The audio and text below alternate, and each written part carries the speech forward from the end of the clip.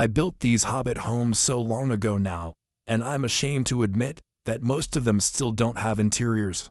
They're just empty stone boxes in here. So I've got a lot of interiors to make today. But while I'm doing that, I'm going to be reading a bunch of Reddit stories that I found. Alright, we got a lot to get to. Let's read the first story. Am I the asshole for skipping my own surprise birthday party once I found out that it wasn't really for me? I've never been big on birthdays. Don't get me wrong, I don't hate them. I just prefer something low-key. Dinner with my closest friends, maybe watch a film, something small, basically. Everyone close to me knows this, especially my sister. Let's call her Maya. My sister loves big gestures and believes every birthday or achievement needs balloons and a theme and much, much more. 2 weeks before my birthday, Maya started acting strange. She kept asking me if I'd be free that Saturday and acted weirdly when I asked why. I suspected that she was up to something, so I told her again that I didn't want to party. She just laughed and said that, as per usual, I was being no fun. A couple nights ago, the night before my birthday, one of our mutual friends let slip that there was going to be a party. She had mentioned what she was gonna wear to it. Anyway, it turns out that the whole family was invited to this party, and it was at our parents' house. Some coworkers were also invited, but here's the kicker. Maya had invited my ex-boyfriend as well. For a little context, me and my ex broke up about 2 months ago. It ended pretty badly. No abuse or cheating, but it wasn't a pleasant ending. I've made it pretty clear to everyone in my life that I want no contact. Maya knows this, however. She's told me multiple times that I should just get over this whole situation, because he's a nice guy. And he's been a part of our lives for years. The first thing that I did when I found out was call Maya, demanding answers, and she didn't deny it. She just said that me and my ex could finally talk it all out. She admitted that she hadn't just thrown the party for my birthday, but it was also so that everyone could see my ex again, and we could fix things between us. She literally said that to me. She said that I'd thank her later. I went mad. I said to her that she had no right, that I would have been ambushed into this situation on my birthday. And this was all after I had specifically said that I didn't want to party. She just said that I was being dramatic and bloody ungrateful, and that she had planned this whole thing because I wouldn't find better. And it was a good gift. She said everyone had gifts and traveled, and that everyone was excited. So yesterday, my birthday, I completely powered off my phone, and I didn't let anyone know other than my best friend. So we went out for lunch and went on a walk together. I ended up having a great day with my best friend. When I finally got home, I turned on my phone, and it was mental. Maya was fuming. People were disappointed. People even said I embarrassed Maya. Maya is now basically saying that I ruined the whole party, and I made it all about me. It was literally my birthday. She says that she did it out of a good place in her heart, and that I should at least apologize for not showing up and letting people know. So am I the asshole? This situation is crazy. I definitely feel bad for this poster. If someone's planning a surprise party for you, they should only be inviting the people that you enjoy being around. It's unhinged to invite someone's ex to their surprise birthday party. That's crazy. I think her sister just wants to hang out with her ex-boyfriend, which is weird. Or she just desperately wants to be the reason that her sister and her ex-boyfriend get back together, which is weird in its own right. It's nice of Maya to want to throw a surprise party for her sister, but don't throw a surprise party with an agenda. Like the poster said, it's not an ambush. It's a party. So no, I don't think this poster's in the wrong for not showing up. I think the way that she handled it maybe wasn't amazing. Like, just turning her phone off and ignoring everybody who traveled to come celebrate your birthday is kind of a dick move. But it's understandable. I completely get it. She's absolutely not obligated to go spend time with her ex. And if she wants to just turn her phone off and go spend the day with her best friend, then she should do that. But there are a bunch of comments underneath this post saying that the poster should maybe text everybody who came and apologize. And I kind of agree with that. I think an individual text to each person who was coming and just saying, hey, I'm sorry, my sister invited my ex-boyfriend, and I didn't want to show up to my own party, and I'm sorry. I think something like that would go a long way to mending those fences with those friends that you kind of stood up. I don't know. It's kind of an interesting situation, because I definitely don't think this poster is the asshole. I think her sister Maya just put her in a situation where she just looks like the asshole in front of all of her friends. And now she's in this position where she just has to do a bunch of damage control to help her friends understand what actually went down. I used to be a person that hated surprise parties, and I also kind of thought that I was unsurprisable. Like, I thought that if my friends were planning a surprise party for me, I would catch them. But it turns out I'm just super gullible because I've had to surprise parties thrown for me, and I had no idea they were happening. But like, also know your audience. If someone doesn't want to have a surprise party thrown for them, don't throw them a surprise party. Am I wrong for telling the cashier that that wasn't the girl's credit card? This is a throwaway account because my husband told me that I was the asshole, and I want to know before I get home and argue. I was in a higher-end department store today and happened to end up next to two teenage girls while shopping. One of these girls had picked out a very expensive pair of boots, and they were both fawning over them. The second girl must have looked at the price tag and asked the boots girl if she was really gonna spend that much on a pair of boots. Girl with the boots said something along the lines of, "It's fine. I have my dad's credit card. I'm not paying."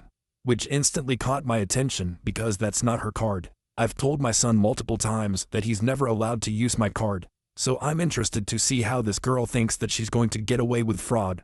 But at that point, the girls had walked away because they found something else. When we're checking out, we end up at the same register, me behind the girls. And I see her total hit well over 4 digits. The girl is about to swipe her card when I decide that I can't let her get away with something like this. And someone has to parent this kid if no one else will. I tell the cashier that that isn't her card, but her father's, and I'm not sure she has permission. The girl and her friend turn and glare at me, giving me possibly the dirtiest look I've ever seen. I swear, this girl was going to throw a tantrum right there. I don't think she's ever been told no before. The girl tells the cashier that her father gave her the card to shop with because it's the store's credit card, and it gives him the points.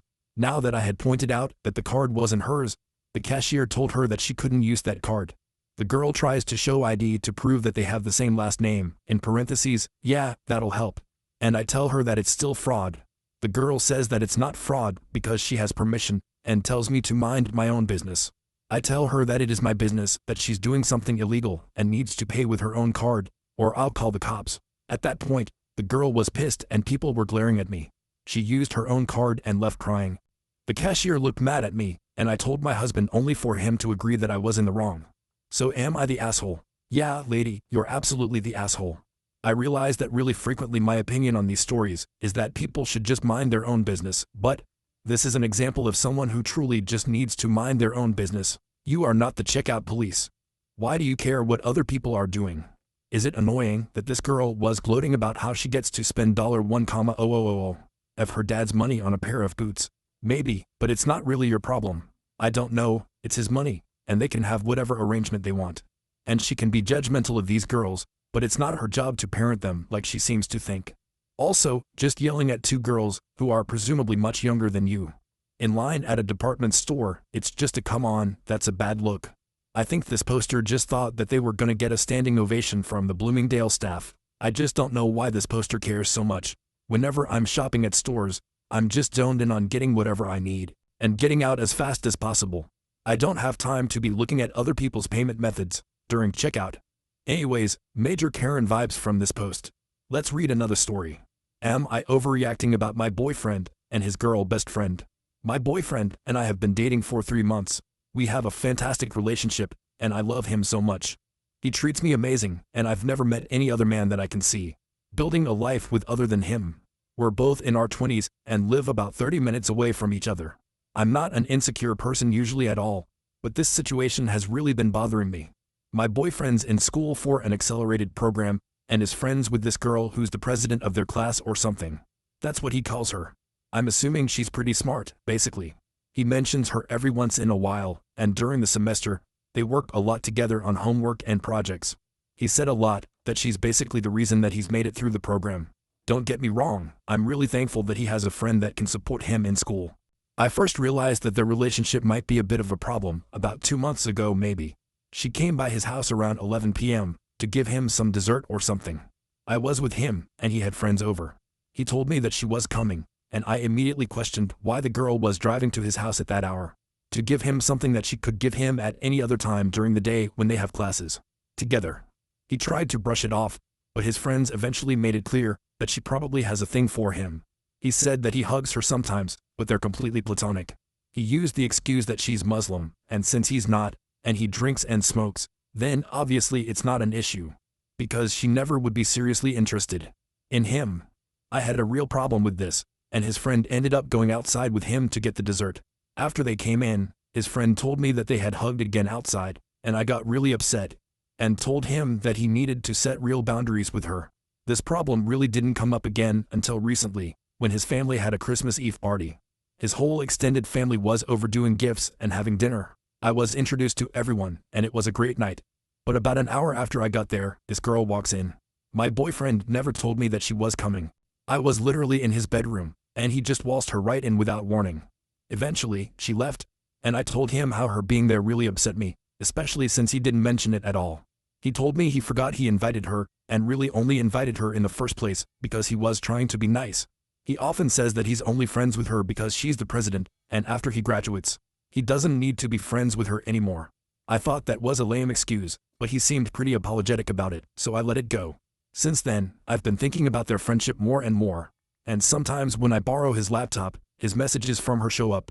Tonight I was staying over at his house, but he works the night shift, so he isn't at home. I decided to look at his messages with her on his iPad. Yeah, I know. This is a dick move, because you're supposed to trust your partner and all. You don't have to berate me for this. I already know it's a shitty move, and I shouldn't have done it. Literally, the first message I see from her is this long-ass paragraph about how much she loves him, basically. So, of course, I kept scrolling. These photos are all the sus messages I found between them from when we started dating, about 3 months ago. She sends him heart emojis a lot, and they even tell each other, I love you. Now I'm pissed, hurt, and confused. If this was someone that he was just trying to be friends with to do good in school, I feel like they wouldn't be talking this way. The other thing that bothers me is that it seems from these texts that he's gone out with her. Over and over to her house for dinner multiple times. And I've never heard about it from him.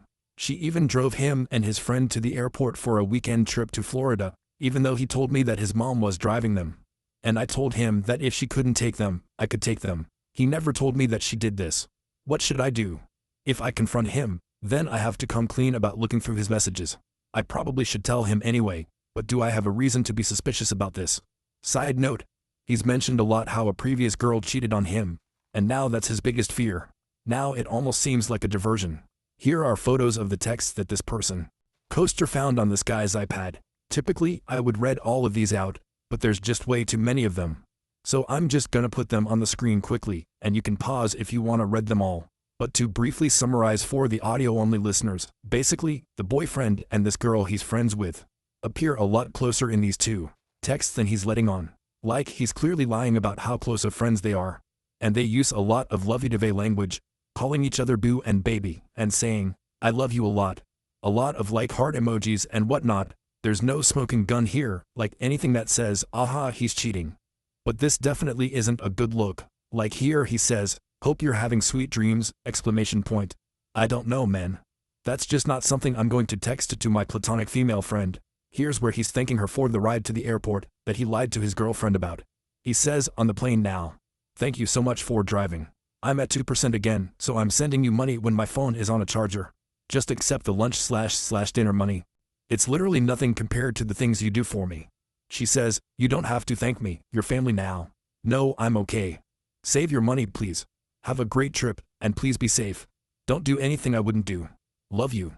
Text me when you land. Heart emoji. Then a couple days later, she says, morning sunshine. I hope you had a safe flight back. Let me know if you need me to scoop you from the airport. Several times in this conversation, though, they say how great their friendship is. So maybe they're just super affectionate friends. But if that's the case, then he's got to be super clear with his partner. How close they are. Because I don't blame this poster for being suspicious when looking at these texts. He's clearly lying about something or misrepresenting his relationship with this girl. If, on the one hand, he's saying that he's only friends with her to get better grades, and on the other hand, he's messaging her every other day, I love you, or have sweet dreams. I don't know. I think this poster has a right to be like a little bit sus on this guy. Now, should this poster have gone through this guy's texts? No, I think that's kind of always a dick move. My policy is, if you're snooping through your partner's texts, looking for evidence of something, there's just a larger issue in the relationship that needs to be addressed. And also, if you go looking for problems, then you're just going to find them. Especially if you're the type of person that gets jealous about your boyfriend hugging a female friend like this poster is. Just trust your partner, and if you don't trust your partner, then there's your answer. You gotta move on. And I think the boyfriend will probably just say that he didn't want to let onto this poster how close they were because she seemed a little paranoid or jealous or whatever. And initially, reading the story, I think I might have almost agreed and said that she was maybe being a little bit too hard on him. But reading through these texts, I think I definitely side with her. I think the problems arise when you're sneaking around like this guy is. There are some takes in the comments that I tend to agree with here. One person said, "The fact that he lied about who drove him to the airport and visiting her would be the end for me." Not even any of the texts. And then another person responded, "Right. I feel like some of the texts are excusable, apart from the endless love confessions. But that he's lying to her, taking the friend on dinner dates, forgets that he invites her to things. Plus, his friends say that they have something going, and he still doesn't distance himself, is just too much for there not to be something." I don't know though. I'm interested to hear what you guys think on this one. I've just been winging this build as we tend to do on this very professional Minecraft YouTube channel. But I just noticed that I made the door completely off-center, and I don't even like it in here. Okay, I stopped recording and made it a little bit better. I didn't really change that much. The main things I added were these like indoor window things. I think this house is good for now. I could spend way more time on this, but I'm just gonna go work on some other houses. My best friend is broke.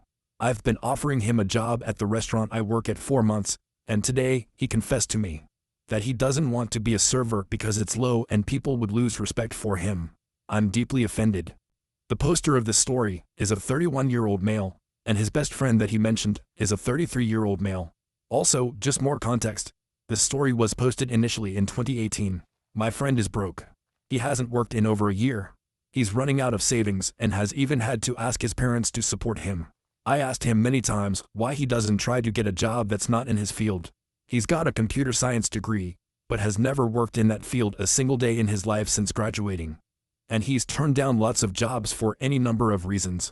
They don't pay him enough, they won't give him a higher-up position right off the bat, etc. I'm well aware that he's deluded in that sense, but he has so many other good qualities, and that's why I love him. So, since graduating, the only job that he's done is share marketing, something like online investing in foreign exchanges. He said he made about $20 a day, and that was enough for him. He's single, lives in a shared house, and doesn't spend much. Whatever makes him happy, right? The thing is that he's totally broke. I don't think he is really even making $20 a day on the shares, because he's run out of money. He's stressed out and won't stop complaining about money problems. This is confusing for me, and I think it comes down to his pride not allowing him to get a job that's not fit for his ego. Now, I work as a server in a very nice restaurant, and have offered him a job as a server many, many times. I have a great relationship with my boss, and after telling him my friend's situation, he didn't hesitate to say that he wanted to help out, and would like to offer my friend a full-time job. My friend has been turning down this position for months, and not really giving much of an explanation. Today he called me, and said his parents cut him off, and was asking to borrow money from me. I said that, as a personal rule, I don't lend money to anybody, but that he's absolutely welcome to start working with me tomorrow. He again turned down the offer, and I got a bit frustrated, because I'm offering him a solution to his money problem. But he just won't accept it. So we got into a bit of a back and forth, and he finally confessed to me that he thinks being a server is low and doesn't get you people's respect. I told him that respect is earned by getting off your ass and doing whatever you have to do to make ends meet. I then asked him if he thought I was low, and he backpedaled, saying that he didn't think I was low in particular, but the job itself is low. He then straight out told me that nobody can respect me working as a waiter in my 30s. Wow. To be honest, I'm pretty upset. He thinks I'm low for working as a server. I got a degree too, but I couldn't find a job in my field, so I had to take the first job that I could. I'm not some prissy prick, thinking that I'm too good to serve others. I take pride in being a waiter and doing a great job, so I'm hurt by his comments. Why is he my friend if he thinks I'm low?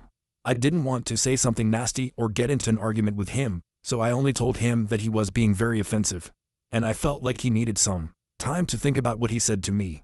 He replied, saying that there was nothing to think about, then gave me a list of other low jobs like street sweeper, cleaner, etc., and said it's a fact that those are low, not respected jobs. I asked him to apologize before this snowballed into a full-blown argument, and he stood by what he said. I don't want to overreact, but I don't know if I can keep being friends after this. I really don't know what to do. I don't want to badmouth him, but he should examine his life and learn some empathy. I'm a very easygoing and forgiving person, but what he said hurt me and was idiotic. The man who refuses to work calling me low. I don't know what to do. I don't even think I need to say anything. We all hate this guy, right? I know this was written a while ago, but especially right now, it is a hard job market. It's hard to get a job. People with college degrees are struggling to find work. So when you're unemployed, it's not the time to be turning your nose up at a job opportunity. Or if you're unemployed, to be judging other people for the work that they do to provide for themselves. I completely understand this guy's desire to want to get a job that he feels like he'll be respected in, or that he feels uses the degree that he spent a lot of money on. But it really just seems like he's using those reasons as an excuse to just be lazy and sit around and do nothing, and then go around judging other people's jobs. It's just so infuriating. This guy's the worst. And if I was this poster, yeah, I'd be incredibly insulted by what this guy said. And frankly, I'd feel silly for even trying to help him get a job in the first place. But there's actually an update to this story. The poster came back after he talked with his friend again and gave another update. So let me go ahead and read that really quick. In an interesting turn of events, he called me today and said that he'd thought it through and had decided that he's willing to accept the job, with only one condition, as if he's the one doing me the favor, that he's to be made manager, right off the bat, and that he should move in with me so that I can drive him to work, because the bus from his house to my workplace takes 35 minutes, and that's over an hour of commuting in a day. He then suggested that I move my youngest daughter into my eldest daughter's room, so that there's an empty bedroom for him in my house. So obviously, he'd given this some thought. I was dumbfounded. The sense of entitlement and the level of pride you gotta have to make those demands is astonishing. I know he's never had a proper job, but he's not stupid. He has to know you can't be made manager, even if you don't know the names of their dishes or how to serve coffee. It's all about his pride. He's got an ego bigger than I thought. He can't be humble enough to accept a waiter job and work things out from there. He needs to be made manager so that it won't hurt his pride as much. To be honest, I had no words for him, and I didn't want to talk, so I hung up. I can't explain how off-putting that conversation was. I feel repulsed by him. I feel disgusted. As if something changed inside me. I can't have a person like him in my life. What makes a person refuse all help out of just sheer pride? My wife says that I've been patient and kind enough to him throughout the years, and that I should just let him figure out things on his own. I know he's got no money, but then why won't he accept this job? He's not shy, has no mental health issues, has no problem dealing with people. He's refused so many other jobs in the past, even jobs related to his degree. He's got the wrong idea that he should be given higher up positions right from the start, because he's him, and that's what he deserves. That's the reason that he hasn't worked a single day since graduating like a decade ago. Anyway, I've got to do some deep thinking and reevaluate this friendship because I don't like the person he's becoming. His dad is a bus driver and his mother is a retired teacher. They're lovely and humble, down-to-earth people. I think they've done the right thing cutting him off. I know they're both struggling financially, so it's not fair to have their son leeching off of them. His mother even tried to go back to work doing some tutoring in order to make some extra money to be able to support my friend. I'd be so ashamed if I made my 70-year-old mother go back to work, just so I could be sitting at home dreaming of landing the perfect job, while actively doing nothing to get one. Sorry, I'm just so mad. My wife says it's time to cut the cord and distance ourselves from him. I think she might be right. Yeah, you know what? After that update, I've changed my mind. I would want to end the friendship with this guy. I don't know. I just wouldn't want to hang out with him anymore. If he's that entitled and prideful that he's asking to be manager of your restaurant when you're just offering him a server job to be nice, and he has no experience at all, I don't know. It would just change your perspective of your friend, and you would see them in a new light. This poster has been really kind to his friend, offering him a job, trying to help him through this hard time. And if he doesn't respect your job and is too prideful to take it, then I don't know. It just makes you wonder what he actually thinks about a lot of things. I want to be careful because it might sound like I'm shaming people for not having a job, which is absolutely not the case. Like I said, it's incredibly hard to find a job right now. I just think this guy in particular sucks because he's thinking less of other people for having jobs, while he himself has no job at all. Am I the asshole for having a lights-out wedding? I'm a 27-year-old female, and I'm the daughter of the most amazing parents. No, they're not perfect, but they've literally done everything they could do in their lives to make sure that I was happy to the best of their ability. They're also both blind. Being raised by blind parents wasn't without its challenges, but we always found solutions or compromises. But the one thing that was often a point of contention, especially when I was a teenager, was clothing and fashion. My parents have their own way of being fashionable, and rather than appearance, it's fabric /clothing feel. This has resulted in them having a really eccentric sense of fashion. I admit that I hated it as a teenager, as I had no say in my own wardrobe purchases. But I realized after I moved out that I really did prefer to feel comfortable in my clothes over how I looked in them. It took many stupid, expensive clothing purchases to realize this, but I digress. Nothing is mismatched anymore, but I have a super cozy wardrobe. With the wedding planning in full swing, my future husband asked me if I was going to be okay with the photos. He did not mean this maliciously. It just didn't occur to him that I was originally planning to buy my parents clothing to wear rather than wearing their usual clothing. But the more I thought about it, the more I thought, wouldn't a fabric wedding be more special? Essentially, the whole wedding will be in the dark. I realized that I don't want to dress my parents. I want them to be comfortable and to enjoy our wedding the way that they experience it. And the more I think about it, the more I realized that I want to experience this special day as they would too. My future husband, honest to God, does not care. In his mind, the moment I said yes, I became his wife. To avoid accidents, we're going to be using glow sticks, lighting, and everyone will be provided a glow bracelet and necklaces. They light up enough so people won't crash into each other, but not so much to light up the room. We're also hiring event staff with night vision. No shot. No shot. This is real. We're also hiring event staff with night vision equipment as well. When we announced, most of my family was supportive. My family goes without saying. My fiance's family is iffy. His brother loves the idea and is going to come in a velvet suit. Honestly, it's his parents that are really against it. We had a huge fight over it, and they argued that it's not fair to punish the guests just because my parents are blind. The reason I think I might be the asshole is because part of his family that is siding with his parents are vowing to boycott the wedding if we don't have lights. My husband just thinks that it's their loss and that his parents will attend, even if begrudgingly. But I know it would hurt his relationship with them, and I don't want that. It's not that this is a hill I'm willing to die on, but this is my wedding. And this would be really special to me. Am I the asshole? Okay, when I initially read this, I thought that there's just absolutely no way that this is real. But this poster kept coming back and making edits and adding additional context, so I don't know, maybe it is. I'm gonna go ahead and read some of these edits here. We've hired a wedding planner whose literal job it is to make sure that the event runs smoothly and safely. They are literally being paid to factor in any contingency to ensure that this is the safest experience. There will be staff wearing night vision goggles, monitoring every table to ensure everyone's safety. And so, if anyone needs help or guidance, they'll provide it. There were 200 invites sent out, and 121 have RSVPs. Each table is set to seat 6 people, so at this time we're paying for 20 extra hands to cover the tables. For 121 guests. This isn't counting our table or the exits. I've heard a lot of people imply that glow bracelets and glow necklaces won't be enough. Having been to many nightclubs and raves in my teens and early 20s, I can promise you that 120 people wearing these is enough to see with, and the staff will manage the rest concerning tripping hazard and direction. A lot of people that are saying I'm the asshole are making very valid points, and I'm discussing them with my future husband. I'm also making a list of strong points to go over with my planner tomorrow.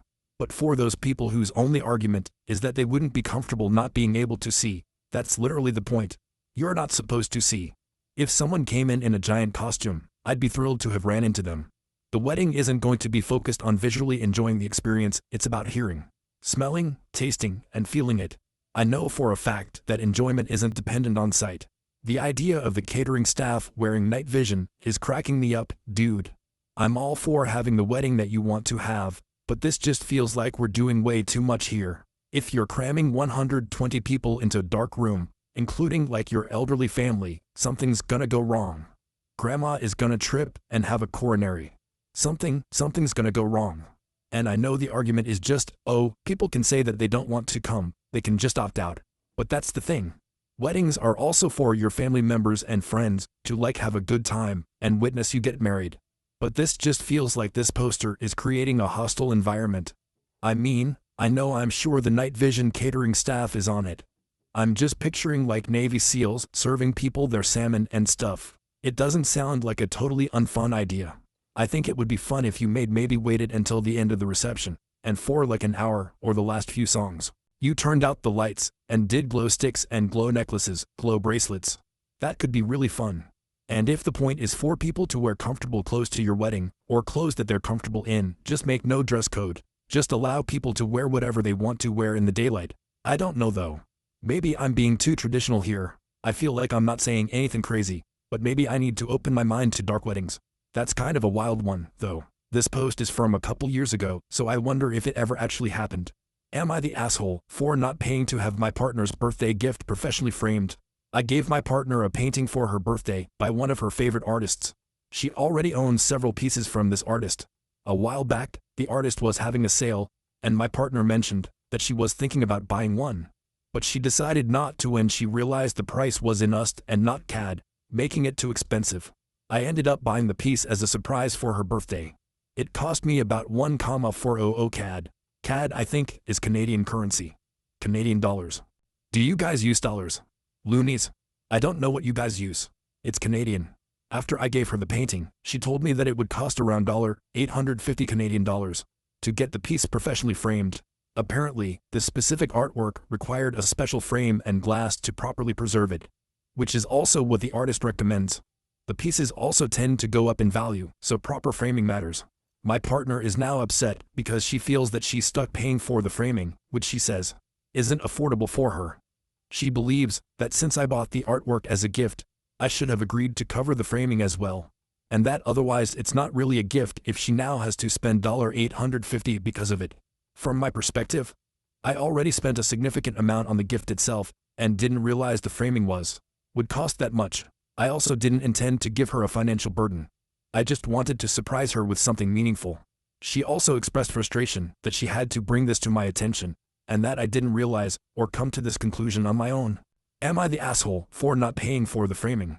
This to me is absolutely an overreaction on the girlfriend's part.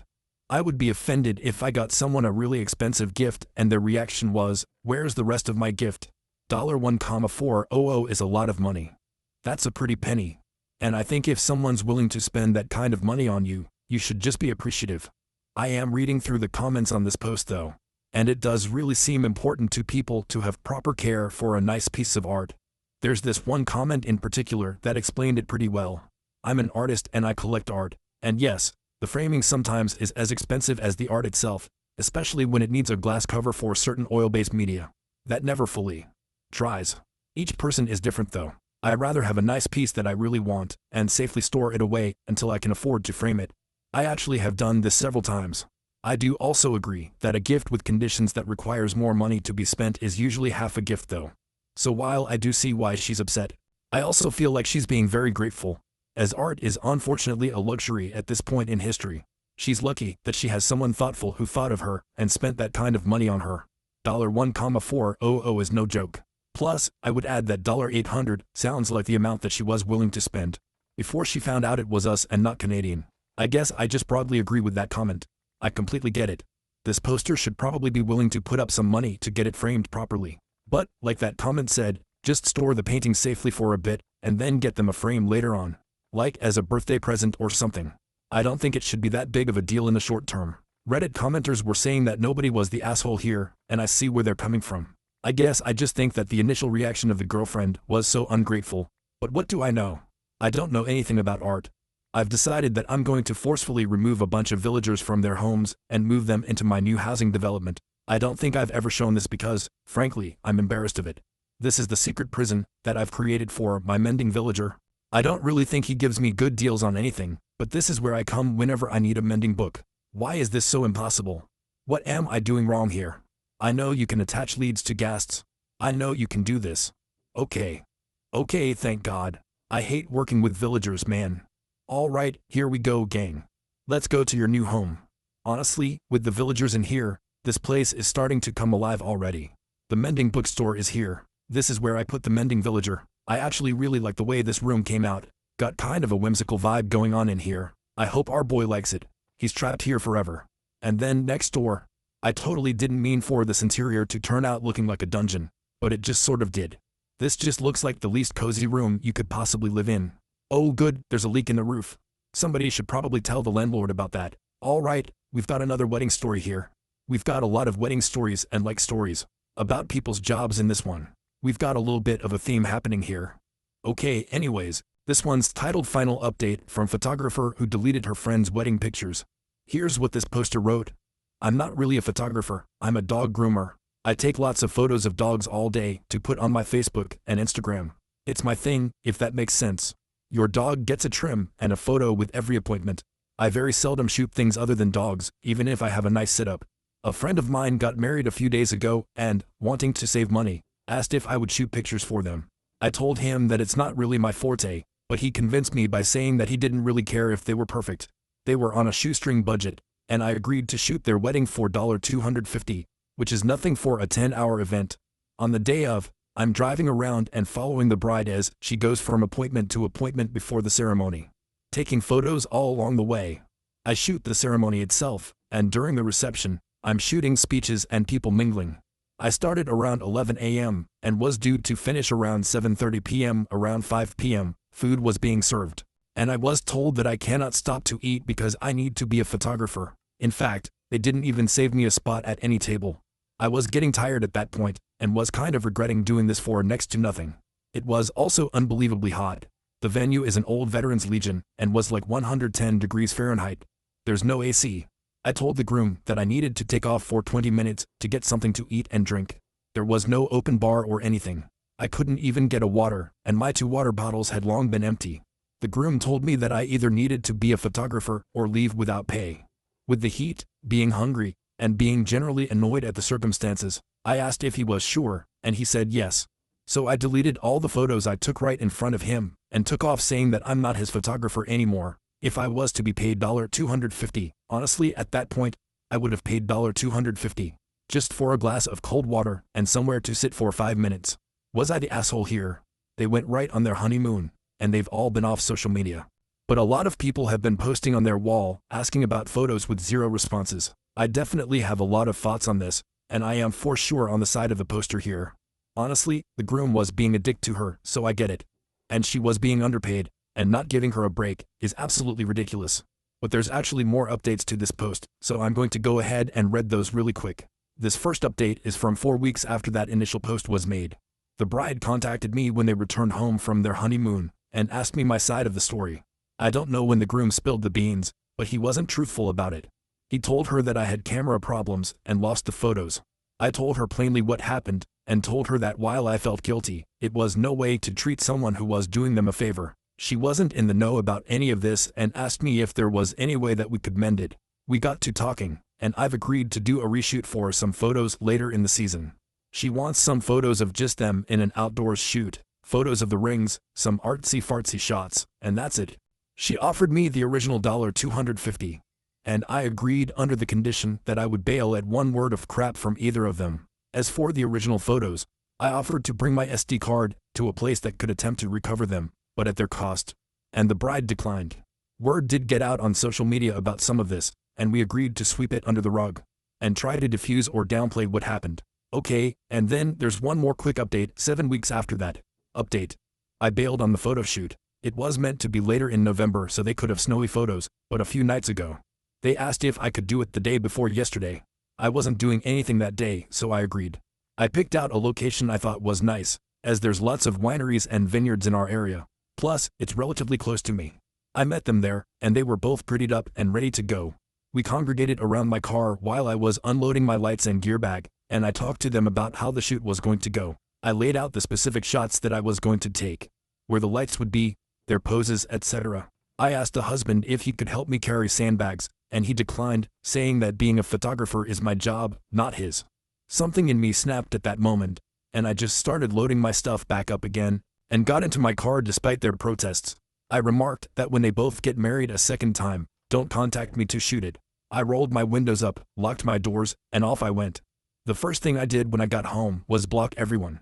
This relationship was already threadbare, but this just cemented them as awful people, and I'd do best not to associate with them. All told, my investment in the shoot was maybe 30 minutes making a game plan on what shots to do, and a 5-minute drive each way. That is, if you don't count my previous day wasted.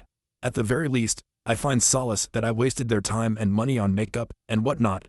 As well, I'm learning that I'm not really cut out for this stuff. I need more experience, in particular, dealing with clients before I take on this kind of work again.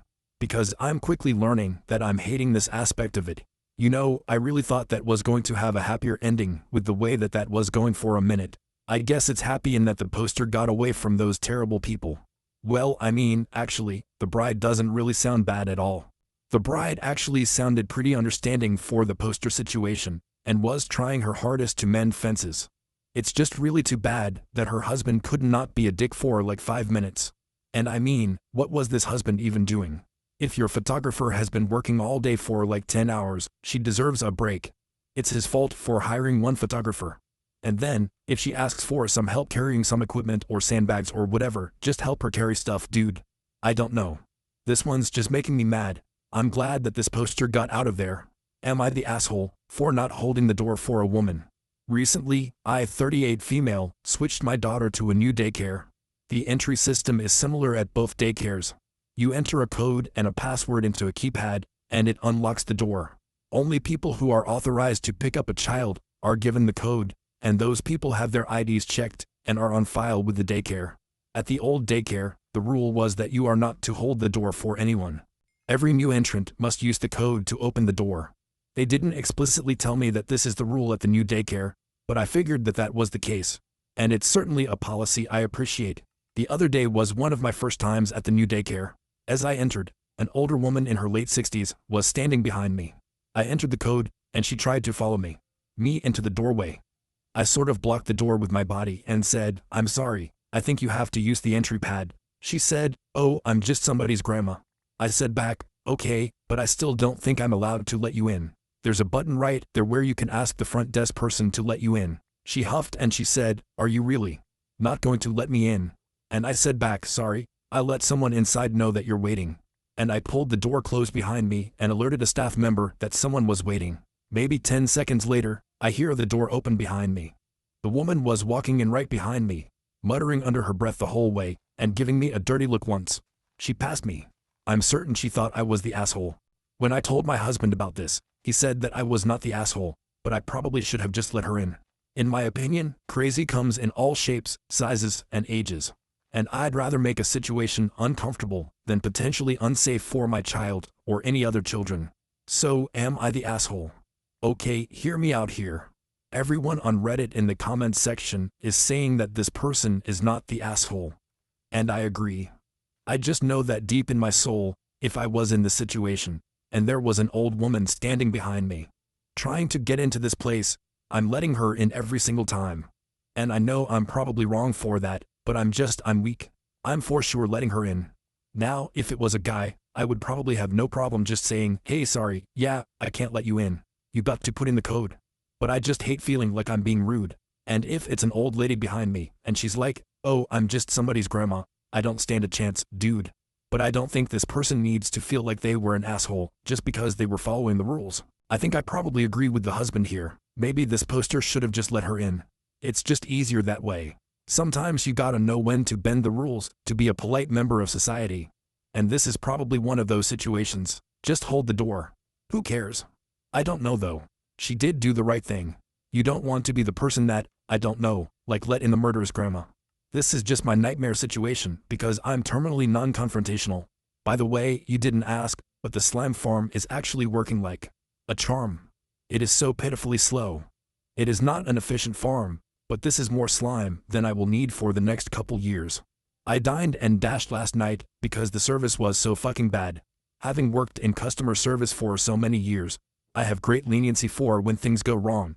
But last night just broke me. I ordered a cocktail, an appetizer of chips and dip, and an entree of steak. After I got my cocktail, it was 40 minutes until anyone came by my table again. I saw my server waiting on the table adjacent to mine, and they did get their food. However, he wouldn't even look in my general direction to get his attention. Now, I wouldn't mind a wait, as I understand that a kitchen gets backed up or whatever. But for 40 minutes, at least communicate something or ask if I want another drink for fuck's sake. When my food finally did arrive after 40 minutes, it was just my entree. No appetizer. I reminded them, and they said they would bring it over, but at that point I was already checked out. I ate what I could finish as I got kind of full, and then I waited for them to come by again, and said that I wanted to check in a to-go box. However, at this point, I realized that they simply wouldn't be coming back at all. So I said fuck it and straight up left. I was seriously so pissed off at that point. I never in my life thought I would dine and dash, but they pissed me off so much last night. This is kind of a tough situation, because I understand that bad service really sucks. I hate just sitting there watching other people get their food. Meanwhile, I'm just fuming, wondering where my food is or why my server won't come talk to me. But back in the day when I was waiting tables, I actually got dined and dashed on as well. I don't really think it was my fault. I was doing a pretty good job getting their table everything that they needed. But they absolutely waited until I wasn't looking and just left. I was back in the kitchen, and I came out, and my table was just gone. It was 4 guys, and they just completely vanished. And my manager was pissed at me because I hadn't seen them leave. I don't know, like, they just snuck out. That's not my fault. I guess they were sort of benevolent dining dashers, though, because they did end up leaving me a tip. They left a couple bucks on the table for me, which was kind. I guess they didn't have to do that if they were just gonna leave and eat their food for free. I'm glad that they still thought of me. I guess for this situation, it's a bit different. If you're sitting there and there's absolutely no service, I can definitely understand wanting to just get up and leave. This guy isn't asking if he's the asshole, but I think in this situation, they're kind of both assholes, both the server and him. He's an asshole for leaving without paying, and the waiter's an asshole for not paying attention to his table. I've decided that I'm not quite done with this purple house. I don't quite like the way that I made this oddly shaped side room, so I'm gonna try and fix that really quick.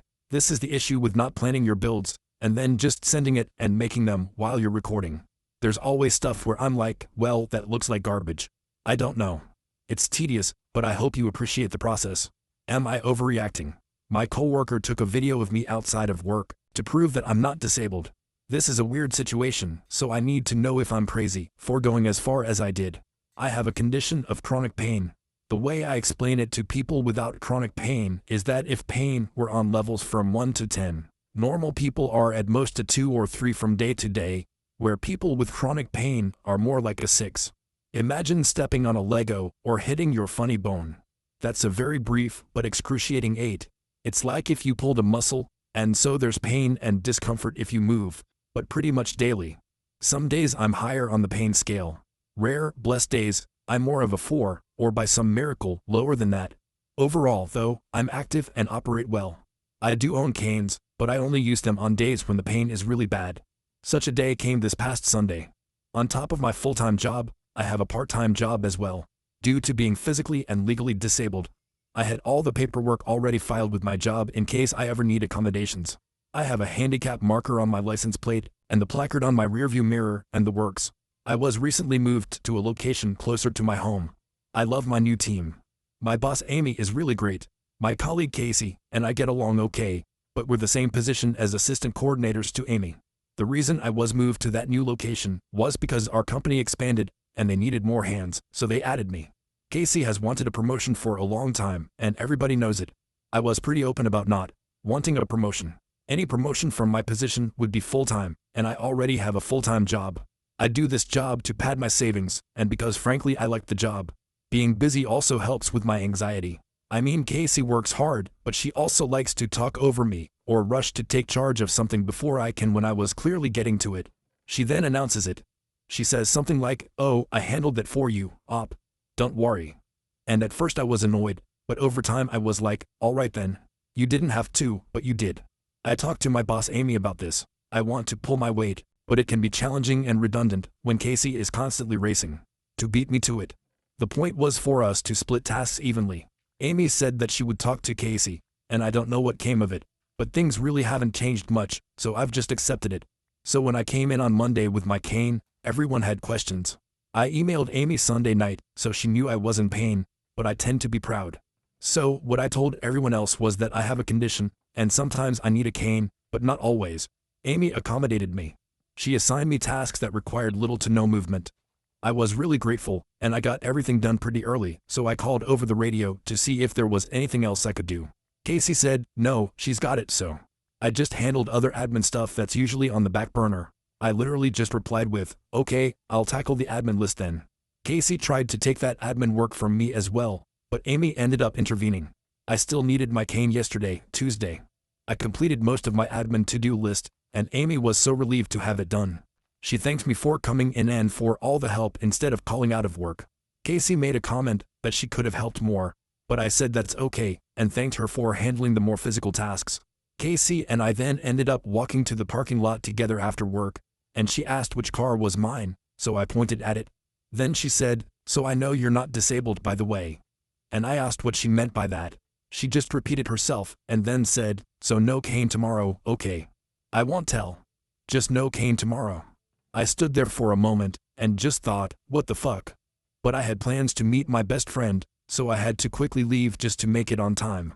I met my best friend Joy at the bar, and we had a wonderful time. I brought my cane, but to be honest, I didn't always use it.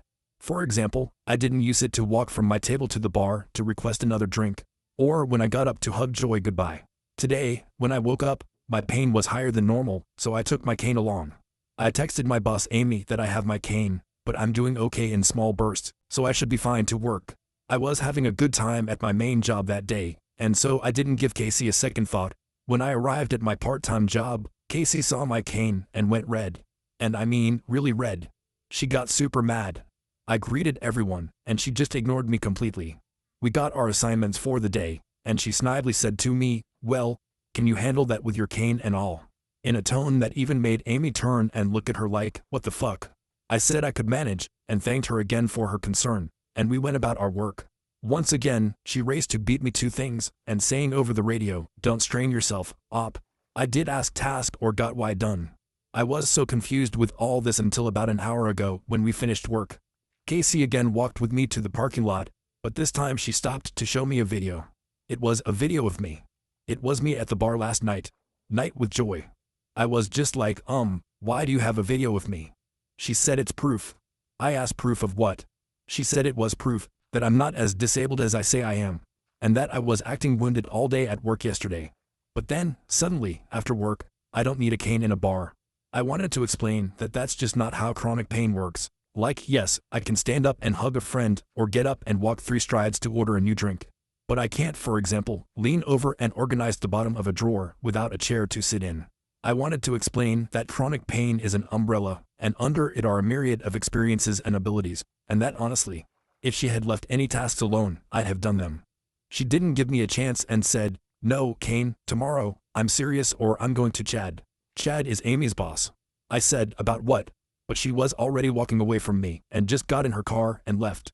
I'm not so much worried about being found out or anything, but it's just weird. And I'm literally typing an email to Amy saying Chad about this weird behavior because it's just odd. Am I crazy to want to preemptively explain this? I'm anxious and paranoid in general, so I don't want to overreact or make things worse.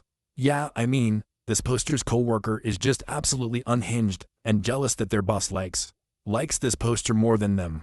I'm just really enjoying the image of this coworker standing next to this poster in their work parking lot, next to the car with the handicap tags and the handicap placard in the handicap spot, accusing this poster of not being handicapped. I mean, listen, I don't know how believable it is, but you have to be exceptionally crazy to follow someone to a bar after work, just so that you can film them and try and prove that they're not as handicapped as they say they are. If this post is real, I feel like this is pretty cut and dry. This poster just needs to go to their boss and say that Casey followed them to a bar and filmed them without their permission. That's insane behavior, and I'm sure their boss would be like, "Okay, Casey's fired." It's not, this isn't rocket science. But I think this video would backfire more on this coworker than the poster. The video is more proof of this coworker's insanity, rather than this poster actually being fake handicapped. Hey, I'm editing right now, and I just wanted to cut in really quick and mention that this post actually has an update since I've read it for this video. The update was posted only a day after the initial post. I don't know how I missed it, but I gotta get the rest of this video edited and posted, so I can't read it right now. But if you want to read the update for yourself and see how it ends, the link in the description will have both the initial story and the update. Am I the asshole for saying 4th time's the charm when my uncle talked about getting married again? On Sunday, we were meeting at my uncle's for a kind of pre-Christmas meetup because one of my aunts had to leave today. I was with my dad and my uncles in the backyard. My dad asked my uncle how his plans for getting married were going, so I should give some context here. My uncle's first marriage ended almost 2 decades ago. I have 3 cousins from that marriage, whom I used to be very close to, but their mom got custody of them, and now we rarely see them. Then around 8 years ago, he got married to a woman from overseas, brought her here. She already had a guy here. She called the cops on him for some made-up thing, and when he came back from a night in jail, she'd left. This is just what I've heard. I was in college at the time, and the marriage didn't even last 1 term, or long enough for me to come back and meet her. It lasted a week, I think. Then, 3 years ago, he got married overseas again, and this time, Her parents changed her mind, so they got divorced while there. Naturally, I've never met her either. So, when my dad said that comment about how his marriage plans were going, I looked at my uncle and asked him if he was really looking to get married again. He said yeah, and that he thinks he needs a partner in life. I just said, without thinking, fourth time's a charm. My uncle didn't take it well. While my other uncle found it hilarious. I'm pretty sure my dad did too, but he was being diplomatic about it. Today, my mom told me that my uncle told my dad it was really rude and disrespectful of me to say what I said. She said to just apologize to him when we see him at Christmas. I said, sure, whatever, I'll apologize.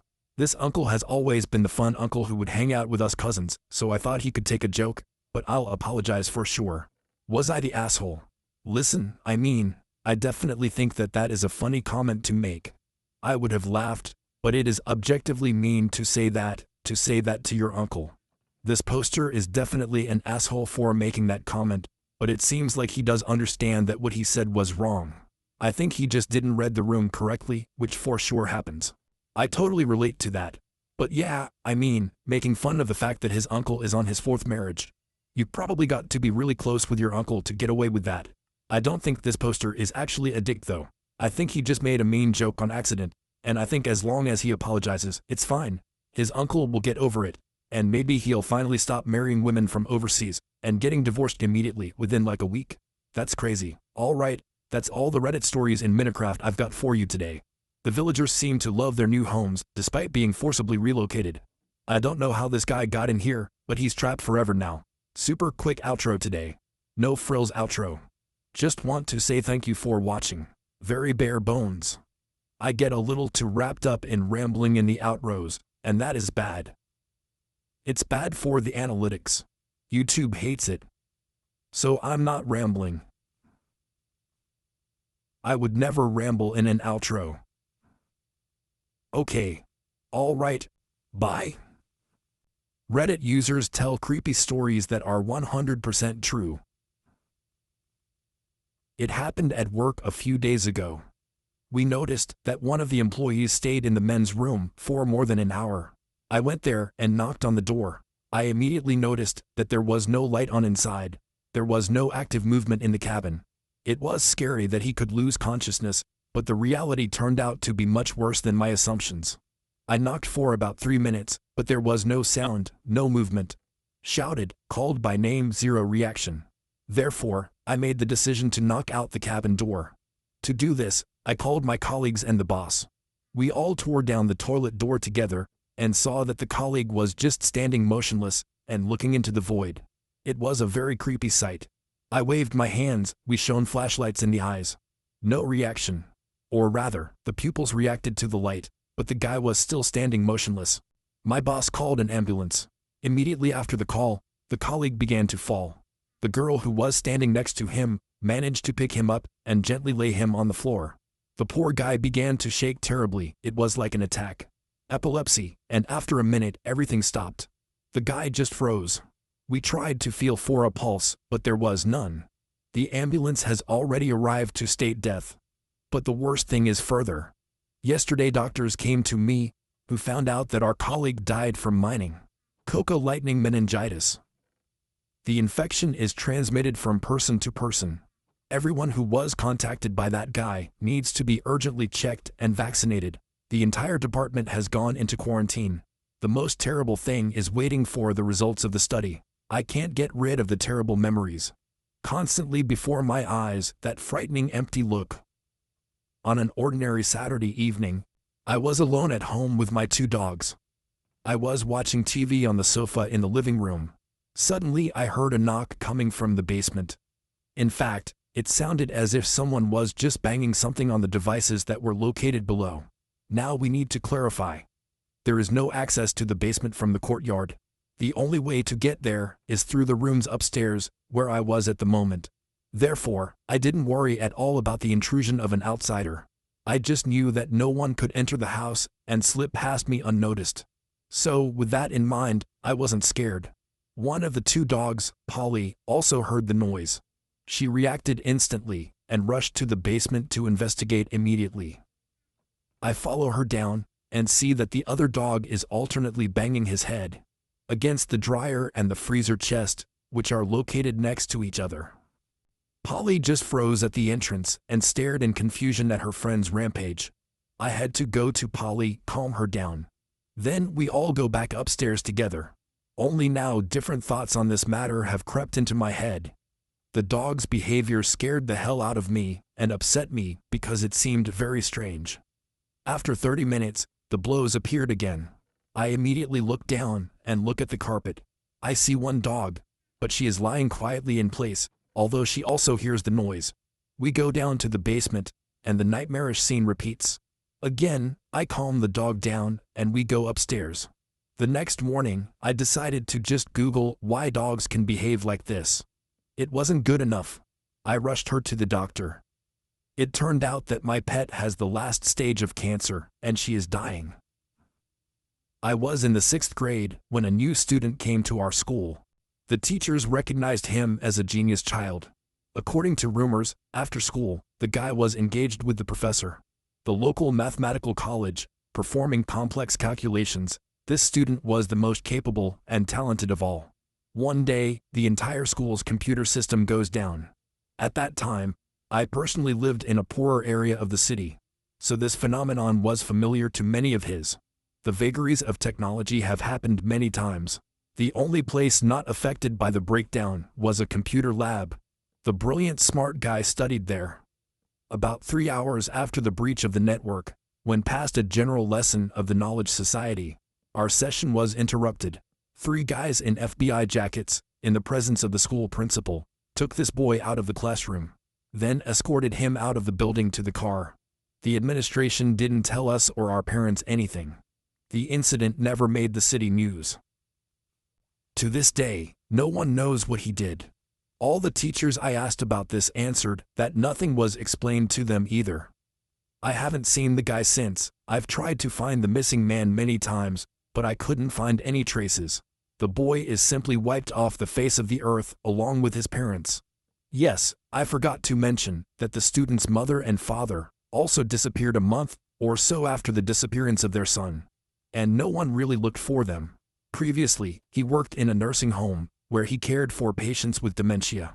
Many old people hid a spoon stolen from dinner in order to give it to their children later, because kids like different shiny things. It got to the point that once a week, I had to search all the rooms without fail to collect the stolen cutlery. I have asked my wards about children many times, but I have not received an unambiguous answer. The answer: I often heard such excuses as they just live here, stand on the street in the snow, and look out the windows. Or it's my friends who visit me.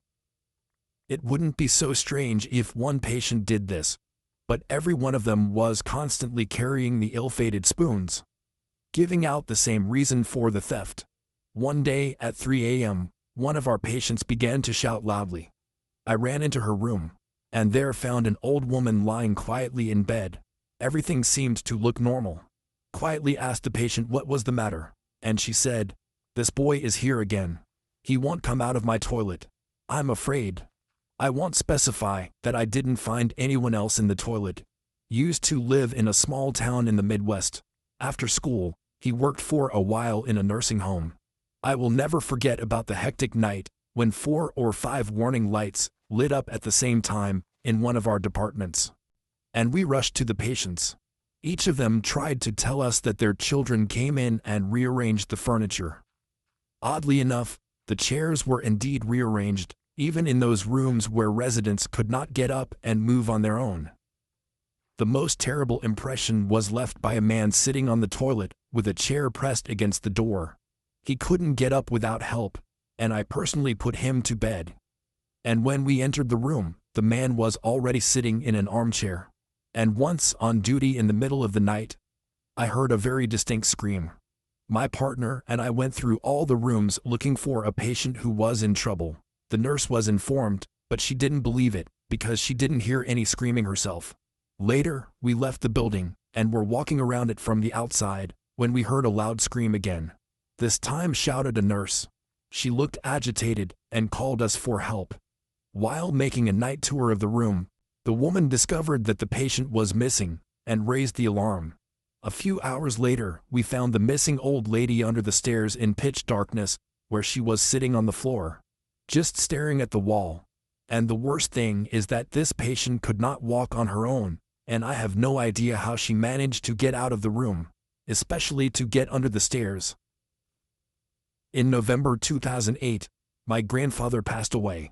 I didn't live in my parents' house at that time. I came to the funeral. The front yard is surrounded by pine trees on almost all sides. In childhood, our family planted them. Now they are mature trees, just like me. All evening, there were some strange sounds coming from outside. I continued to hear them clearly for a long time. So I decided to go outside and see what the noise was. When the family turned on the light at the front door, many pairs of eyes greeted us from the trees. At least, not less than 20 huge night owls settled on the branches of pine trees. My grandfather always loved birds, and all of us in the family have a very close connection with nature. But this is the first time I've seen this. I don't remember owls ever being in our yard at all. Last year, my mastiff died. That day I was home alone, was brushing my teeth, when I heard a familiar sound. I went out into the yard, raised her eyes and looked at the pine trees. Here they are, owls in the trees. 12 years later, it happened again. American Indians endow these birds with a symbol of death. Many tribes across the country believe that owls are associated not only with death, but also with the afterlife. Tribes such as the Lakota, Omaha, Shen, Foxes, Cherokees, and Creeks consider owls to be either the incarnation of the spirit of a dead person, or in some way connected with him. In some cases, the appearance of owls, especially during the day, can be a harbinger of death. On the island where my mom and parents lived, my grandfather built a swimming pool in the backyard of the house. In it, the old man raised a crocodile that happened to be on the farmstead. From time to time, the grandfather took the grown-up pet to the sea and tried to free it from living in captivity. But a few days later, the crocodile climbed up on April 4 local boats and crawled towards the house, returning to the inhabited pool. Several times the grandfather's ward killed the neighbor's chickens. He liked them very much, and this strained relations with people. When the crocodile came under the care of the reptile park, the island administration sent him by plane to the mainland. Now he is one of the 5 largest crocodiles in the modern wildlife park. The most vivid memory of childhood. I was 5 years old. We had just moved into a new house. Mom sent me out to play in the yard while she unpacked. Outside, under the eaves of the house, there was built-in lighting. A bird was scurrying in one of the lamps. I stared at her, trying to figure out what was going on. It was autumn, so the bird didn't want to build a nest or anything like that. I already knew that feathered houses are prepared in the spring. After watching for a minute, I realized that the bird was trying to unscrew the light bulb, using its wings, legs, and body pressure to rotate it. I ran inside about 5 times, persuading my mother to go outside to look at something interesting. Help me scare away a bird, come to the rescue of a servant, or coming up with something else. I was constantly ignored. My requests were met with the words, "Honey, birds don't unscrew light bulbs. Go play." In the end, the light bulb unscrewed, but turned over and blocked the holes in the lighting fittings. Sorry, birdies. She died after being electrocuted. I once again went inside and told my mother, "Well, it's over. She died. Now you can play in the yard." Mom smiled, somehow joked at my words, suggesting that it was just my invention or something like that. Dad came home after work. She immediately told me about the day's adventure, led me to the lamp, and showed me the bird. He took a ladder out of the garage, removed the lamp body, and replaced the bulb. The bird was buried in the garden. Both parents were slightly upset that they could not see how she unscrews the light bulb. In the 15 years that we have lived in our house, this has never happened again. I hate it when my brother Charlie has to leave home. Our parents are constantly trying to prove to everyone how sick he is. In their opinion, I am lucky because I am healthy. When I complain about how bored I am without a younger brother to play with, they try to make me feel guilty. Point out that his boredom probably far exceeds mine, given the long stay in the dark. A room in a special institution. I always ask to give my brother one last chance and bring him home. Charlie has already returned home several times. Each subsequent stay at home became shorter than the previous one. With his appearance in the nightmare starts again. Dead neighbor's cat, find his toy chest. Our father's razor is discovered by other children on the playground in the park. The vitamins that mom takes are replaced with pieces of tablets for the dishwasher. Parents are hesitating now. Is it worth using the so-called last chance for correction again? They say their son is just pretending to be a normal child and deceiving doctors. Innate cunning makes him charming, and everyone thinks that the patient is quite ready for rehabilitation. In this case, I will just have to put up with my boredom, because others think that I will be safe being away from him. I hate it when Charlie leaves. It makes me pretend to be a good boy until he comes back. After all these terrible things are my doing. My friend and I went to high school. After classes, they usually went out onto the old village road leading into the field, at the end of which there was a large brick house. The house, having passed the usual route, climbed the hill and ate sandwiches, watching the surroundings. From this place, they could see the old building, the front facade of which was 2 rows of 6 windows, each facing a road. One day we stayed for a walk until the evening, rested on the indicated hill, and looked at the house when the sun was already setting. Suddenly, a light turned on in one of the windows, and then immediately went out. Then another window lit up. Also quickly the light was switched off, and the rooms were selected randomly, not in order. This went on for several minutes, faster and faster. One window flashed with light and went out, and then the action moved to another. The strange picture increased our curiosity, more and more intrigued by what was happening. In the end, the light started to turn on so quickly that it became clear that this action could not be performed by an ordinary person, moving from room to room, or even having access to several switches at the same time. About a minute after increasing the speed to random flashes, everything stopped. It just didn't make any sense. We both observed a strange phenomenon, and then talked about what we saw many times. The only thing that can be assumed is that the landlord had some kind of automatic lighting system connected to all the rooms, and he was messing with it that evening. I have no idea what else you can come up with for a logical explanation. I was still living in Oklahoma at the time, and, as usual, I stayed at home alone.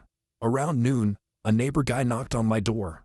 He was a little younger than me, but we often talked, played hello together. I took him to my room, and a little later, the neighbor started talking about what life would be like after death. In my opinion, the topic is a bit strange for our age, as is the behavior of the guy. All of this really aroused suspicion. He was unusually quiet, spoke the words slowly, and did not look at me. We talked for a few more minutes. Then it took me to the toilet, and when I came out my friend was gone. As usual, my parents returned home in the evening. They said in the morning the neighbor's son died of a heart attack during the first lesson in school. I fell asleep on the couch and woke up in the middle of the night to go to the toilet. As soon as I got to the bathroom door, I suddenly realized that I didn't want to relieve myself at all. He turned and headed back to the bedroom, but suddenly decided to go downstairs to the living room. Some incomprehensible effort seemed to push me forward. When I got there, I saw that my body was still strong. Asleep, curled to the glomeruli on the couch. I don't remember what happened after that, but I guess it was just a dream. For some time now, I've been having a nightmare all the time. A pitch-black parasite, sucking the life out of me. Sometimes the worm was waiting for me, hiding in a dark corner of the bedroom. To start my meal as soon as I went to bed. One night I woke up from a severe itching in the place of my chest where, as I dreamed, the parasite was sucking my life. I immediately decided to check the blanket, because it was after buying it that I began to have strange dreams. It turned out that the composition of the feathers, which I am allergic to. Apparently, at night I started having allergies, and a terrible worm, attacks of suffocation. But the most interesting thing happened later. I was smearing my chest with a special ointment to remove urticaria. And suddenly I felt a lump the size of a hormone. Without postponing for later, I went to see my doctor, and he ordered a biopsy of this tumor. As it turned out later, my initial breast cancer was confirmed. Very rarely observed in men aged 28 years. I'm afraid to even think about what would have happened to me if it hadn't been for this allergy attack. It turns out that an ordinary blanket saved my life. Twice, with a break of 10 years, something strange happened to me. A logical explanation has not yet been found for this phenomenon. So, at a certain time, at about 5:45 a.m., I woke up in the bathroom.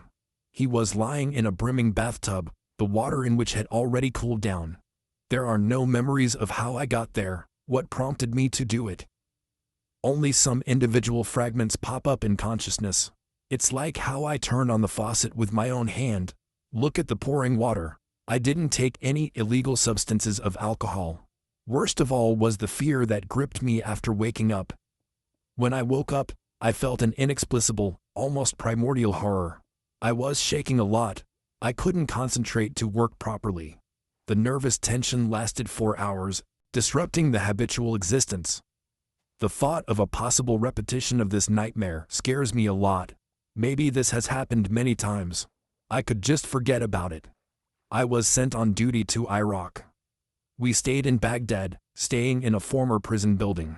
At night, many of us saw some wandering shadows and heard strange voices. On the basis of the time were only the soldiers, but you have the impression that quite a number of the children play. And the children of good came not only from the yard, but inside the prison. One day my friend decided to dig a little deeper to understand a strange noise associated with children. Finally, they found the source of the sound, going to the last door along the corridor. But everything instantly fell silent when we entered the cell with a curved ceiling. There was not a single living soul in it, but children's books, toys and small-sized clothes were neatly stacked on the benches. It looked as if things hadn't been touched for a long time. Those present continued to listen to children's voices during the year spent there. One of my cats went missing a few weeks ago. I checked all around, asked the neighbors about the loss, but I didn't find her anywhere. My pen pal, who was 100 miles away from me, who had never seen my house, suddenly called. While talking on the phone, he suddenly interrupts the conversation about work and asks with strange insistence, "Diana, open the front door. Your cat is sitting on the porch and waiting to be let into the house." And, of course, when I opened the door, I found the missing purr. She just sat there, casually glancing at me. I was shocked. Among the joyous sobs, asked, "How did you know about this?" The comrade replied, "I heard someone meowing insistently. I immediately remembered that you complained about the loss of the cat." Apparently, I was so engrossed in the conversation that I didn't hear her call at all. My parents' house stood in a rural area on a wooded hillside. For several generations, our family owned 5 acres of forest and uncultivated fields, mostly overgrown with wild vegetation. A few years ago, we lived a rescue dog mixed terriers. As a young puppy, he tried to stick his nose everywhere. Soon he liked to run away from the yard to chase rabbits in nature. But the dog never disappeared for long. He was grateful to the owners, loved his home, so he always came back. One day a pet went missing. We took our other dogs with us and went in search of a terrier. Thoroughly searched all the surroundings, but found nothing. My friend brought his dogs, rechecked the area, and again to no avail. We hung posters, did a lot of things to find him, describing every little thing in appearance. But 6 days have passed and nothing.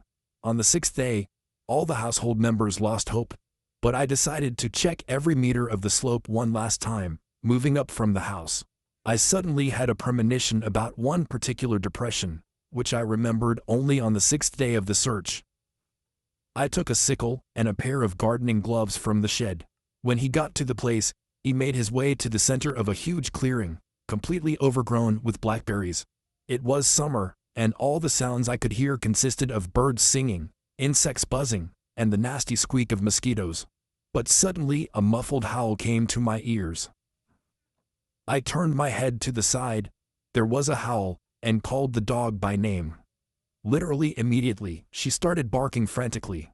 Guided by the sound, I got closer and saw a huge pit. The terrier was there, stuck in this trap. I called home and reported the find. Until help arrived, He continued to say kind words to the unfortunate prisoner to cheer her up. The local fire brigade arrived.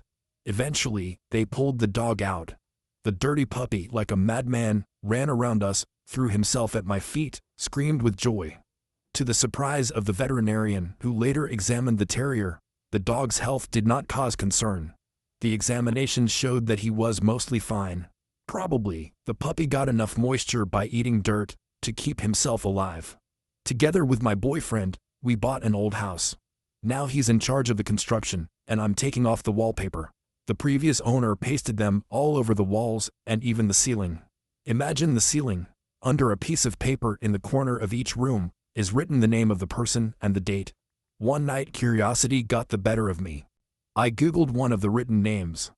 Then I discovered that this person was actually missing, and the time of his disappearance completely coincides with the date under the wallpaper. The next day I made a list of all the names and dates. Of course, every name missing from the corresponding dates. We immediately reported to the police, and after our call, a whole team arrived. The words of an expert sounded over my head. He said confidently, "So, this is a man?" I asked again in surprise. "A man? What kind of person?" In response, I heard an explanation that almost knocked me off my feet. "Girl, where's the material that you have already removed from the walls? It's not wallpaper, it's human skin. See also iceberg Google Maps."